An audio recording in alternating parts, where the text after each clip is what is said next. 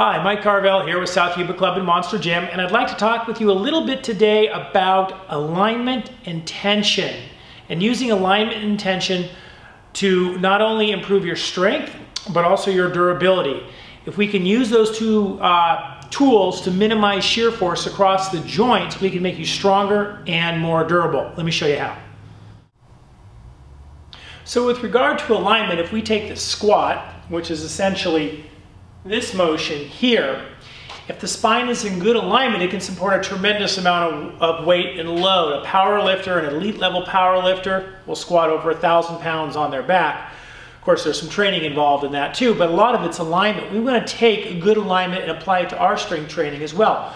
So if we're talking about spinal alignment in the back and in a drill like the deadlift, let me just show you a simple tool you can use to check your alignment. We want to keep the spine in a nice neutral position, and then I want to move in maintaining that neutral spine position. I want to avoid collapsing and bending through the spine. When that happens, I end up compressing down on the discs, stretching the ligaments, and increasing the shear force, which pulls those vertebrae across one another, causing damage. If I can maintain good alignment, number one, by getting my body in the right position, and then by number two, increasing core tension to maintain that alignment, I can be very safe. Here's a simple tool we use here at the clubhouse. We'll take this stick, and if it is touching the back of my head, my thoracic spine and sacrum area, I know I've got good alignment. So my movement is going to occur from the waist, not the thoracic spine. And I'm going to move my hips back and move down and back, maintaining that alignment as I perform a kettlebell deadlift.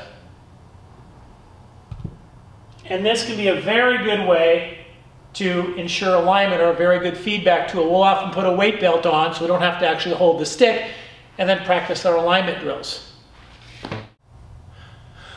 Okay, now with regard to creating tension to lock that alignment in place, you want to envision your core as a box. There are 6 sides on that box. You have the transverse abdominis, this muscle that sits under your six-pack. You got your obliques and a bunch of muscles in your low back that form the 4 sides of the box.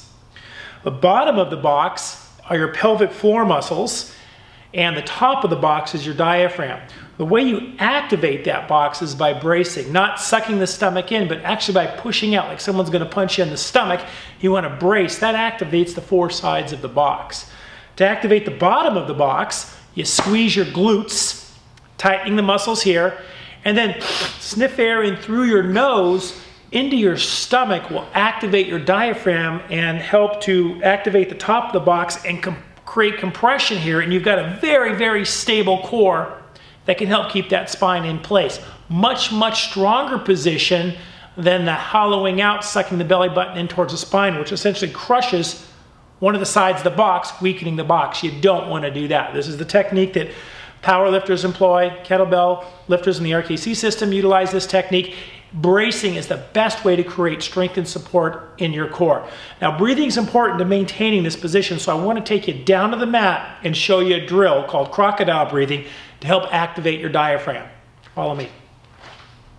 I like this drill a lot. It's called crocodile breathing. It's a great way to teach people how to activate their diaphragm. I like these teaching drills, these field drills, much better than having me just sit here and explain and run on and on and on about what it should feel like to breathe with your diaphragm. This is a learn by doing drill, and it really, really works well. What we're going to have you do is lie down on your stomach here, hands down at your side, and I want you to take 5 deep breaths, breathing into your chest, standard Western breathing into our chest. And we're lying on the ground to get the feedback, the chest rising and falling against the ground.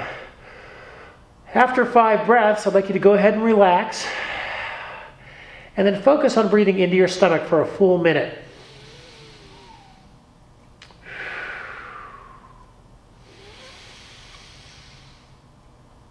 Sniffing air in through your nose to activate the diaphragm.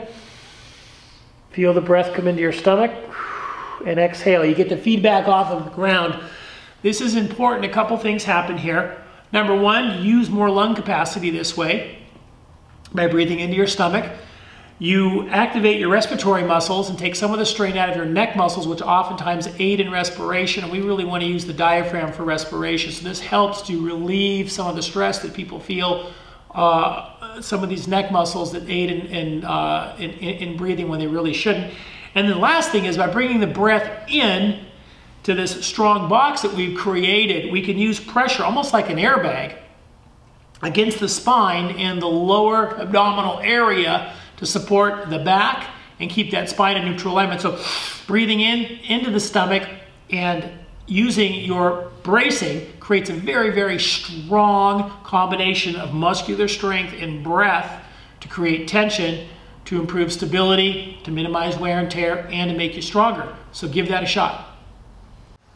The last thing with regard to this breathing concept, as you sniff that air in through your nose, it helps to activate the diaphragm, and you can actually feel that if you simply tuck a couple of fingers up under your ribs here.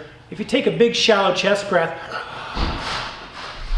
you don't feel the musculature set very well, but if you go and sniff that air in, sniff it in, you'll actually feel the diaphragm activate and push your fingers out from underneath the ribs. It's a quick set. That again helps to create that inner abdominal tension and support through this area right here. So couple that with bringing the breath into your stomach and your bracing, and you're gonna have a very, very strong low back and healthy spine.